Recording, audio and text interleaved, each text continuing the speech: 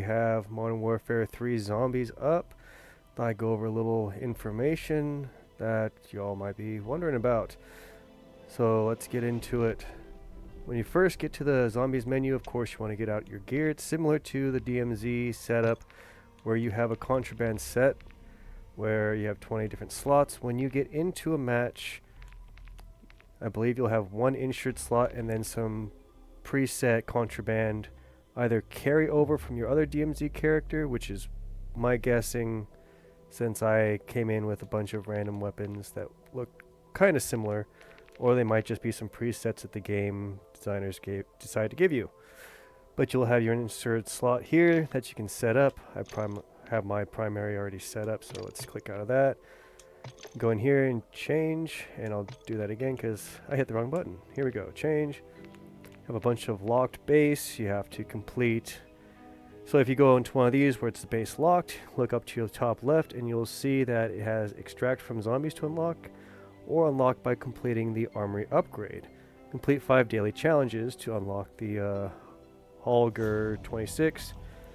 So there are many new weapons that are unlockable. If you completed Modern Warfare 2 and unlocked certain weapons, you'll have these ones already unlocked and leveled up, transfer over from previous game.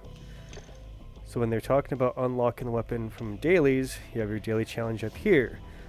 So far as to date of yesterday, the daily challenges have been somewhat glitched. One of mine was to get 100 kills with a LMG, and it would not unlock. I would go for all the zombie kills, but there might be another caveat to that, is they might think of deathmatch kills versus in zombies, which would be kind of confusing being in zombies and then not having dailies that are connected to zombies. So that will be something I'll dive into later. Once I find out, I will make another little tutorial on that.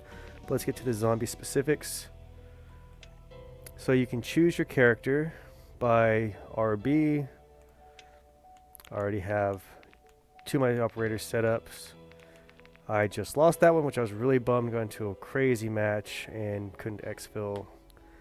But you can switch between all 3. My tip is to start off with one, get some gear form in one match, then go to the next one, get some gear form, and just keep rotating until you get a really good loadout. If you're going after a really hard mission, bring in your best stuff.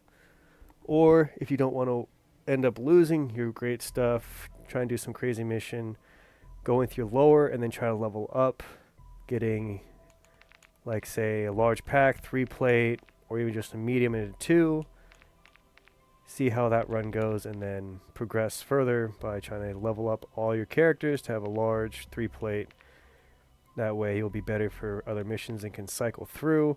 I'm really bummed I lost my large pack and 3 plate on spawn because of that last game, but we don't talk about that. Alrighty. Also, if you click down here, your acts, by completing Act 1, you will unlock the second insured, which these are passive missions. So the tricky thing is, it's passive, but you have to do them somewhat in order. So tier 1 mission, you have 6 out of 6 right now. You have to select the mission. So if I go to, let's see, tier 3 where I'm currently at, I currently have automated backup activated. So that's the only one I can complete, even though I have this one on the mission under here. It's unequipped. If I hit it, now it's equipped. So make sure to go and check what missions you have activated, because if you go and think, oh, I am getting, say, slowing 50 zombies with cryo freeze, but you have a different mission selected, you are not going to progress at all on this one until you select it. But on the other hand, say I have Saboteur selected and Freezer Burn was still open. Since that's first on the list, if I complete Saboteur, it'll automatically switch you back to the next lowest ranking mission on that tier. So that can be handy if you want to stack missions like, oh, I can easily do the freeze one, but I also want to refuel at all these gas stations, which is much easier. You can click the pit stop, complete it, it'll go to freezer burn and then knock that out because you have to, you know, charge up your oh wait, that's cryo freeze ammo. My bad. I was thinking of that one, the energy mine. Anyway, so if you have that one completed, you did pit stop, and then you want to do mine, you can kind of organize your missions from easiest to hardest so you can knock them out faster. That's a little tip from me, because especially those gathering item ones, something you can knock out faster and then knock out another one once you build up your gear set while in that mission, and then tackle the second one once you complete that first one, if that makes any sense to y'all. Alright, you can also use your left thumbstick to activate your XP bonuses over here, just like usual. Alrighty, let's get into the rucksack next. We go up here and hit add item. So we have our acquisition stash and then our schematic crafting at the very bottom. Currently in my stash, these are items that you bring out on exfil during the game. And going from the left, we have the rare ether tool. So if you have a blank level or level 1, level 2 would be green, and then level 3 would be rare ether, or rare. So if you bring this in or find it within the match, you can add it to your weapon as long as your current level is below the one you are equipping. So green or blank would now turn into a blue rarity item. We also have the erythium crystals. This would give you a pack punch level. The purple would be level 1, the orange would be level 2. I have not found a level 3 yet, but they're out there somewhere, hoping to get one eventually. We also have our perk cans. Each one will give you a specific perk. You drink it, you get it. Also, we have ammo mods. This is the cryo freeze. There are multiple in the game. You can exfil them, stack them up, and certain missions will not stack them up on your weapon, but use one ammo mod at a time. Whereas the perk cans, they can stack until you have a set of all the type of perk cans in the game, which I believe is an achievement once you have 9 on one character for that round. So you have the cryo freeze. It's the current ones I have currently. Also, you have a rewards tab. So when you complete those, let me go back real quick. When you complete a mission on an act, so you can see on here, I would get a reward can. So that would pop once I complete that reward. It would go into our reward stash. So if you're smarter than me, you could let those stack up in the rewards tab, giving you added stash amounts. And when you really need them for a good mission, whatever it may be, either a erythium tool or cans for a hard mission, you can pull them out of the reward stash and be able to rotate stuff out of your regular stash. You also have the schematic crafting. These you have to find in-game, extract them, and then you will have the tool unlocked. Or the perk colas, I have 2 so far. Each one, when you craft the tool or the cola or ammo mods or wonder weapons, they will have a cooldown, and it's expressed just above the names.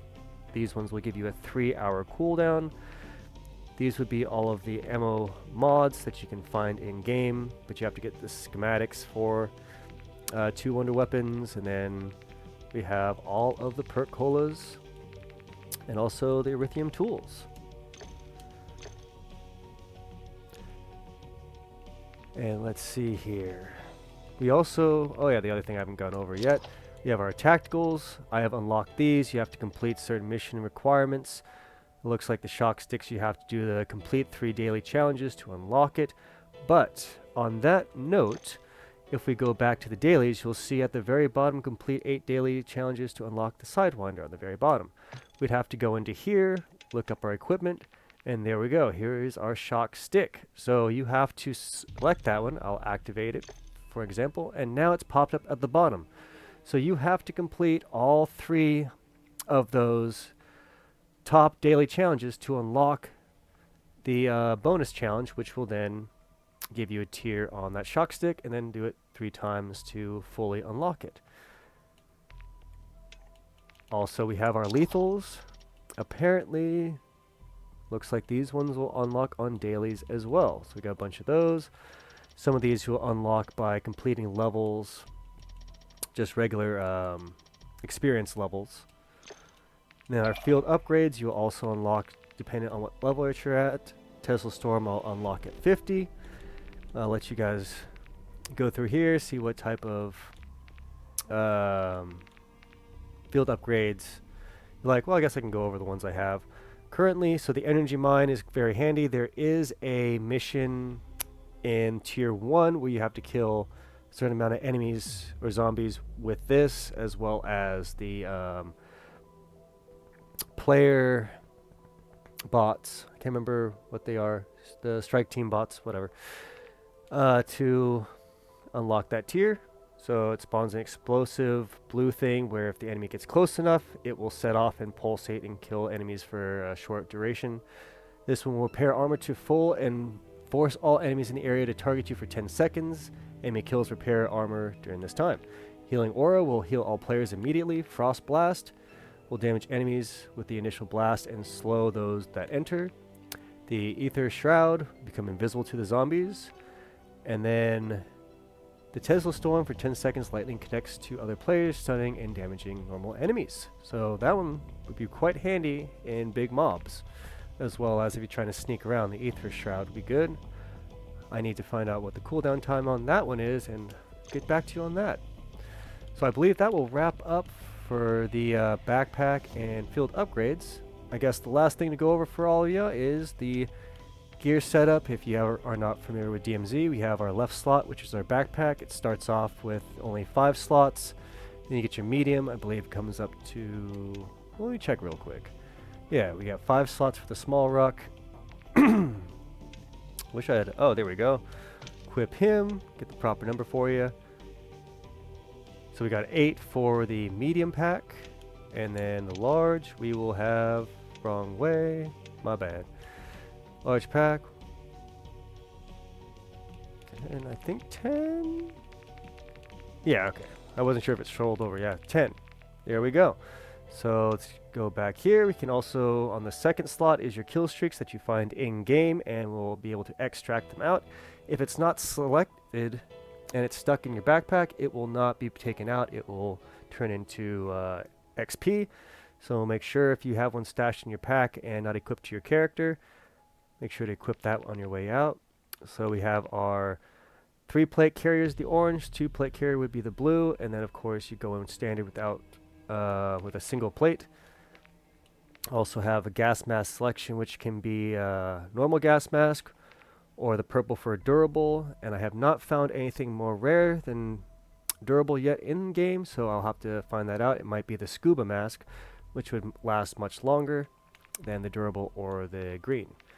And our last slot is self-revive, where if you are down, you can revive yourself, but if you go completely dead, then that self-revive is no longer useful, and you'll have to have a teammate revive you, or someone else on the map come and revive you, because unlike regular DMZ, the other players in the map can join your team. Well, I guess that's regular DMZ as well, but there is not friendly fire from other squads, so you can actually team up or even roll with other groups to make a large group and take on zombies, even if they are not connected to your team. If you go up on your D-pad on Xbox, I'm not sure on PC for PC or PlayStation what their buttons are, but you hold up and you can ask to join a squad or send out an invite for others to join your squad. So thank you for tuning in. That is the quick down and dirty rundown for Modern Warfare 3 Zombies. Come back for more, and I will see you on the next one.